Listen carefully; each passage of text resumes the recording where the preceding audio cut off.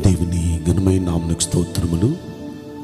ఈ వాగ్దానం వింటున్న మీకందరికీ మన ప్రభువును ప్రియ రక్షకుడైన యేసుక్రీస్తు నామములో శుభములు, మా హృదయపూర్వకమైన వందనములు తెలియచేస్తున్నాం. ఈరోజు దేవుని వాగ్దానం కీర్తనల గ్రంథం 9వ కీర్తన 9వ వచనం. నలిగిన మీకు ఆయన ఆపత్కాలములలో మహాదుర్గమగును. ఈ మంచి వాగ్దానం మన మంచి దేవుడు మనందరి వెనుకడిలో నెరవేర్చునుగాక. ఆమేన్.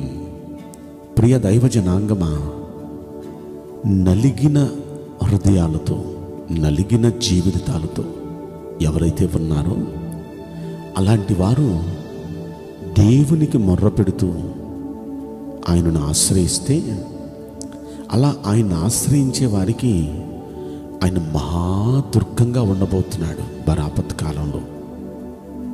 ఆ కింద వచనంలో మనం అదే చూస్తాం. 10వ వచనంలో, యెహోవా నిన్ను ఆశ్రయించు వారిని నీవు విడిచిపెట్టువాడు కావయ్యా, కావున నీ నామము ఎరిగిన వారు నిన్ను నమ్ముకొందురు అంటారు. దేవుని నామాన్ని ఎరిగిన వారు ఆయన నమ్ముకుంటారు, ఆయన్ని ఆశ్రయిస్తారు. ఆయన ఆశ్రయించిన మీరు ఒకవేళ నలిగిన పరిస్థితుల్లో ఉన్నారా? నలిగిన పరిస్థితుల్లో ఉన్న మీకు విరిగి నలిగిన హృదయంతో ప్రార్థన చేస్తే, మీకు ఆపద వచ్చినప్పుడు, ఏ విధంగా మీకు ఆపద వచ్చినా ఆ ఆపత్ కాలంలో ఆయన మీకు ఒక మహాదుర్గంగా, మీకు ఒక మహా అండగా ఆయన నిలవబోతున్నాడు. బైబిల్ గ్రంథంలో మనం పరిశీలిస్తే కీర్తన గ్రంథం 34వ కీర్తనలో 18వ వచనంలో ఈ మాట మనం చూడగలుగుతాం. విరిగిన హృదయము గల వారికి యెహోవా ఆసన్నుడు, నలిగిన మనస్సు గల వారిని ఆయన రక్షించును. అంటే ఎవరైతే విరిగిన హృదయంతో, నలిగిన మనస్సుతో ఉంటారో, అలాంటి విరిగి నలిగిన హృదయంతో ఎవరుంటారో వారికి ఆయన ఆసన్నుడుగా, దగ్గరగా ఉంటాడు. వారికి వాళ్ళు రక్షిస్తాడు ఖచ్చితంగా ఆయన. కనుక ఈరోజు ఈ వాగ్దానం వింటున్న మనం, ఆయన నిశ్చయంగా, ఆయన మన పక్షాన ఆయన ఒక దుర్గంగా ఉండి, ఒక అండగా ఉండి, మహాదుర్గంగా ఉండి మనల్ని రక్షించాలంటే మనం ఆయన ఆశ్రయించటం, ఆయన నమ్ముకోవటమే కాదు, విరిగి నలిగిన హృదయంతో మనం ఆయన సన్నిధిలో ప్రార్థన చేయాలి. గుడికి వెళ్ళినప్పుడు పూర్వకాలాల్లో ఒక కొబ్బరికాయ తీసుకొని వెళ్ళి గుళ్ళో కొబ్బరికాయ కొట్టేవాళ్ళం. ఆ కొబ్బరికాయ కొట్టినప్పుడు వెంటనే దానిలో నుండి నీళ్ళు వచ్చే, తీయటి నీళ్ళు. బయట ఎంత గజ్జిగజ్జిగా ఉందో అది పగలగొట్టిన తర్వాత లోనంత తెల్లగా, అది తింటే ఎంతో తీపిగా, బయట చూస్తానికి ఎంతో కఠినంగా ఉన్నది, లోనెంత మెత్తగా ఉంది. చూడటానికి ఎంత అసహ్యంగా ఉందో అది లోనెంత చూడముచ్చటగా ఉంది. ఎంత తీయటి తీయటి అనుభూతులు. ఇవన్నీ అలా జరగటానికి గల కారణం అది పగిలింది. ఈరోజు దేవుని సన్నిధిని దగ్గరికి వెళ్ళినప్పుడు, దేవుణ్ణి సమీపించినప్పుడు, ఆ దేవునికి ఇలాంటి పగిలిన హృదయం, ఇలాంటి విరిగి నలిగిన హృదయం ఎవరైతే కలిగి ఉంటారో వారు దేవునికి దగ్గరగా వెళ్ళినట్టు అన్నమాట. వారికి ఆసన్నుడుగా ఉంటాడు దేవుడు. అలాంటి వాళ్ళని ఖచ్చితంగా, ఆసన్నుడు అంటే దగ్గరగా ఉన్నట్టు అన్నమాట, వారిని రక్షిస్తాడు ఖచ్చితంగా.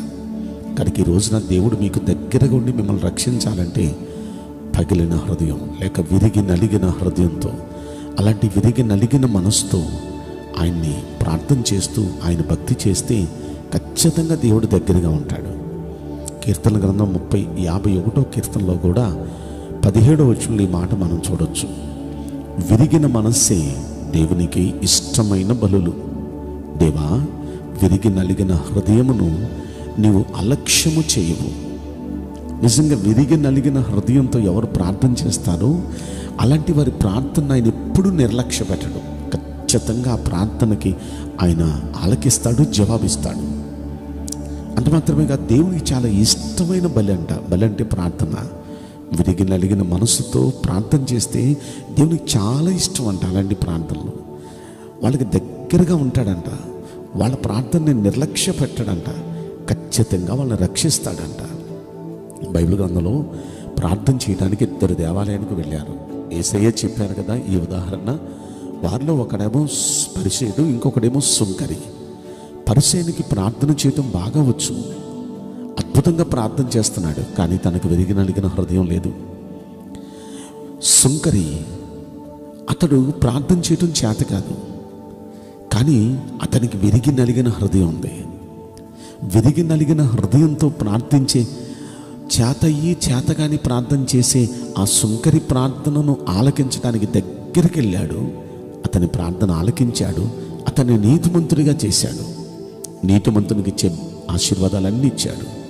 కానీ అన్నీ తెలుసు, గుళ్ళో ఉన్నాడు, అద్భుతమైన ప్రార్థన చేస్తున్నాడు, భక్తిని ఎలా చేయాలో అలా చేస్తున్నాడు, కానీ ఇతని ప్రార్థన దేవుడు అంగీకరించలా.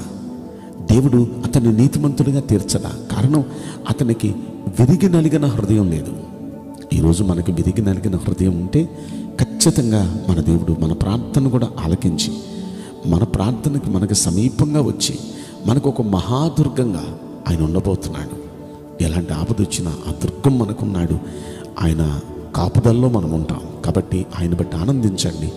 ఈ వాగ్దానం వింటున్న మీ అందరి జీవితాల్లో ఈ వాగ్దానం మంచి దేవుడు నెరవేర్చునుగాక. ఆమేన్. నేను మీకోసం ప్రార్థన చేయబోతున్నాను. పరిశుద్ధుడా, ప్రేమగల యేసురాజా, మీ పరిశుద్ధ బంగారు పవిత్రమైన నామమునకు నిండు మనసుతో కోట్ల కొలదిగా స్తుతులు స్తోత్రములు వందనాలు చెల్లిస్తున్నాం. నీ బిడ్డల ప్రభువా, వారు ఎంతో విరిగి నలిగిన హృదయంతో మీ పాదాల దగ్గరికి నువ్వే దిక్కయ్యా నిన్ను ఆశ్రయించి అయ్యా నిన్నే నమ్ముకున్నామయ్యా నిన్ను ప్రార్థిస్తూ ఉండగా నీ బిడ్డల ప్రార్థనలు మీరు ఆలకించండి.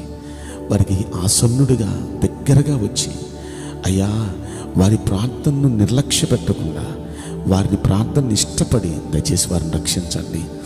మహాదేవా, మహా దుర్గముగా వారి పక్కన ఉండి అయ్యా వారి ఆపదలన్నిటిలో నుండి ఆదుకొని రక్షించండి.